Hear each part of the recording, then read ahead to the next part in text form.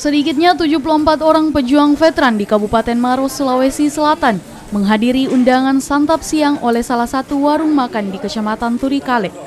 Para legiun veteran ini memenuhi undangan sebagai ungkapan terima kasih pemilik warung atas jasa dan perjuangan para pejuang untuk merebut dan mempertahankan negara Republik Indonesia.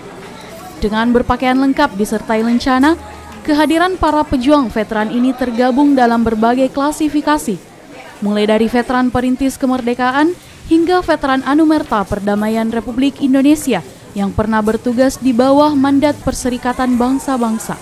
Meski tidak ada permintaan khusus atas jasa yang telah mereka berikan pada negara, namun mereka tetap berkomitmen dan berharap pada generasi saat ini agar tetap mempertahankan NKRI. Adanya orang-orang yang mengundang kita sukarela, kami ini dari veteran sebenarnya tidak usah kita diberikan apa-apa, diberikan kesapaan saja sudah cukup untuk saya. Jadi untuk ke depan mudah-mudahan Kabupaten Maros ini lebih berjaya lagi. Dan kami juga veteran ini bukan ini karena veteran ini ada 5, ya veteran pejuang, veteran Perdamaian, Trikora. Hari ini kita mengundang para legion veteran untuk makan siang gratis.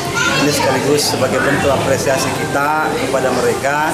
Kami sadar juga bahwa apa yang kami persembahkan hari ini tidak senilai dengan apa yang mereka lakukan. Tapi paling tidak ini adalah sebuah bentuk apresiasi.